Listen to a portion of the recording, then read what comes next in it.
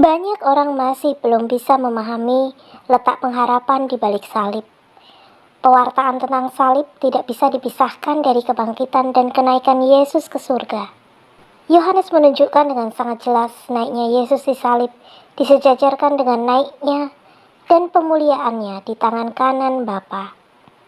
Penyalipan, kebangkitan, dan kenaikan Yesus ke surga tidak dapat dipisahkan. Ketiganya merupakan kejadian yang utuh.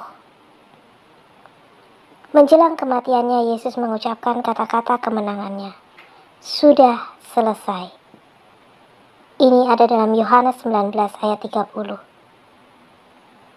Yohanes memandang salib sebagai pengadilan atas dunia dan kuasa duniawi yang melawan Allah. Salib mempertontonkan dosa, ketidakadilan, dan penipuan, tetapi sekaligus juga kasih, keadilan, dan kebenaran Allah. Sudah yang kasih dalam Tuhan, mari kita buka Alkitab kita saat ini.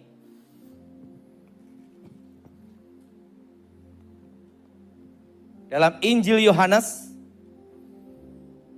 pasal 10, ayat 9 sampai dengan ke-11. Injil Yohanes pasal 10 ayat 9 sampai dengan ke-11. Injil Yohanes pasal 10 ayat 9 sampai dengan ke-11. Akulah pintu, barang siapa masuk melalui aku, ia akan selamat dan ia akan masuk dan keluar dan menemukan padang rumput. Pencuri datang hanya untuk mencuri dan membunuh dan membinasakan. Aku datang supaya mereka mempunyai hidup dan mempunyainya dalam segala kelimpahan. Akulah gembala yang baik. Gembala yang baik memberikan nyawanya bagi domba-dombanya. Amin, saudara. Nah, Alkitab berkata, iblis adalah pencuri. Pencuri apa? Mencuri, membunuh, dan membinasakan. Tapi Tuhan datang untuk menyelamatkan supaya kita boleh kesempatan kehidupan yang kekal. Amin. Keselamatan itu adalah anugerah. Untuk mengundang Tuhan, itu perlu buka hati, perlu proses, perlu pemahaman. Bahkan kalau di gereja ada baptis, betul? Tanda pertobatan, betul? Betul? Hidup baru. Kalau ikut setan tidak perlu hidup baru. Dan tidak perlu baptisan. Kalau mengundang setan itu ada namanya kutuk. Karena yang namanya roh itu bicara tentang ikatan. Nah, bicara apa saudara? Bicara tentang saudara? Ikatan. Dan ikatan ini berhubungan dengan ikatan batin. Dan ikatan batin ini berhubungan dengan kutuk. Dan kutuk ini selalu garis keturunan. Nah, kutuk itu selalu dari atas ke bawah. Anak cucu. Tidak ada ikatan di sini harus diputuskan. Arti kutuk adalah kata-kata yang mengikat. Artinya ikatan. Yang menyebabkan penderitaan, kesengsaraan, kehancuran, malapetaka. Dan kematian abadi. Itu namanya kutuk. Dan kutuk ini tidak bisa dibatalkan dengan ritual. Kadang ada namanya ruatan. Nah, untuk lepas itu hanya ada satu jalan. Yaitu menerima Yesus sebagai Tuhan dan Juru Selamat. Membuka hati.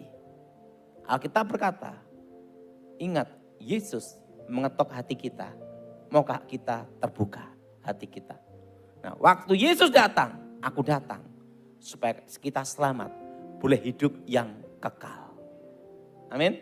Untuk apa saudara? Boleh hidup apa yang? Dan kelimpahan. Untuk memutuskan kutuk ini. Ritual kuasa gelap. Itu bicara tentang kutuk masa depan.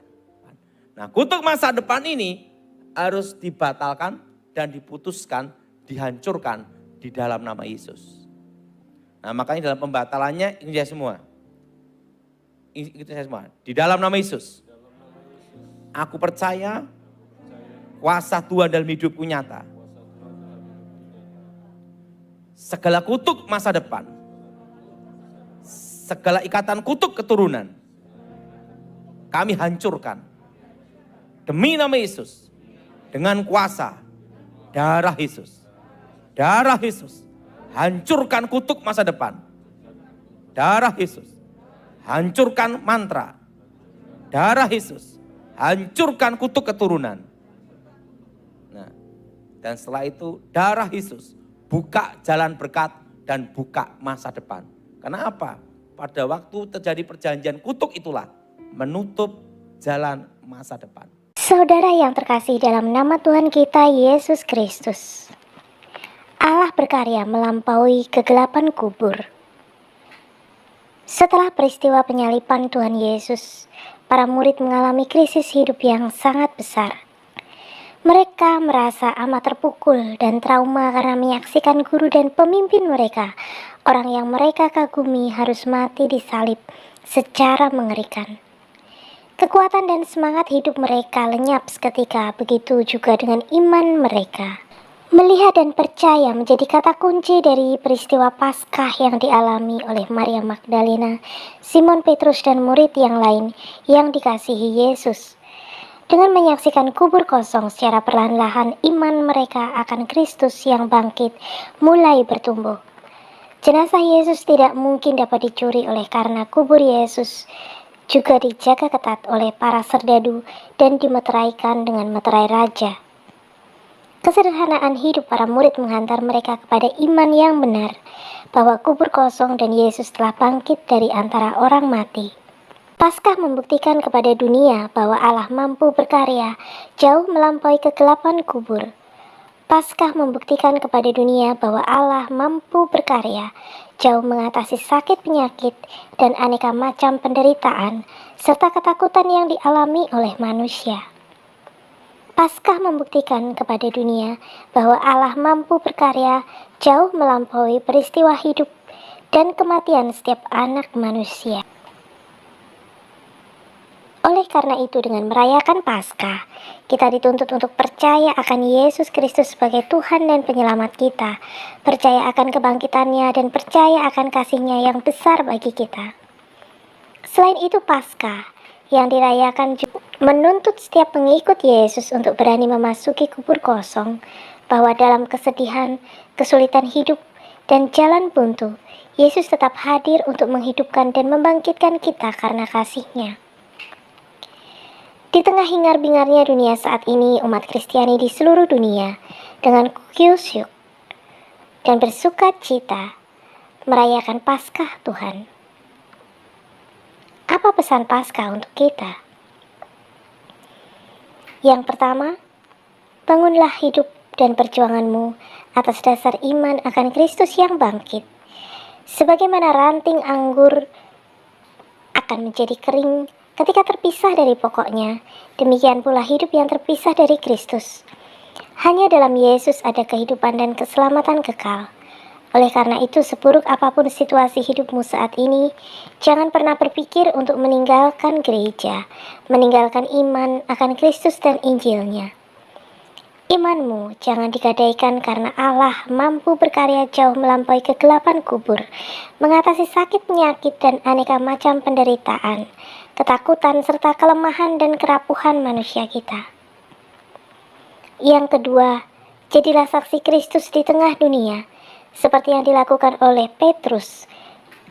Kesaksian Petrus menjadi kuat dan berwibawa karena ia sudah terlebih dahulu bangkit bersama Kristus. Demikian juga dengan kita.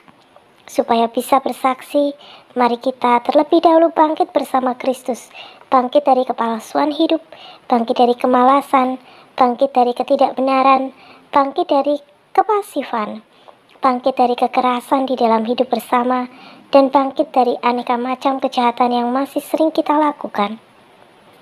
Kelemahan dan kerapuhan manusiawi kita jangan sampai menjadi penghalang bagi kita untuk bersaksi tentang kebangkitan Tuhan Yesus, seperti yang ditunjukkan oleh Maria Magdalena, karena Allah mampu berkarya jauh melampaui kegelapan kubur, mengatasi sakit penyakit dan aneka macam penderitaan, ketakutan, serta kelemahan dan kerapuhan manusiawi kita.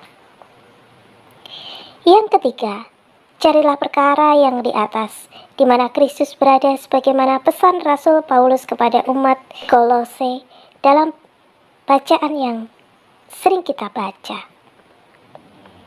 Hal itu berarti bahwa segala sesuatu yang kita lakukan di dunia harus mengarahkan kita untuk semakin dekat dengan Allah, hingga pada waktunya kita bisa mencapai kesempurnaan hidup di dalam Dia. Kristus yang bangkit akan terus berkarya melalui para pengikutnya untuk menyempurnakan hidup sekian banyak orang yang mengabaikan Dia.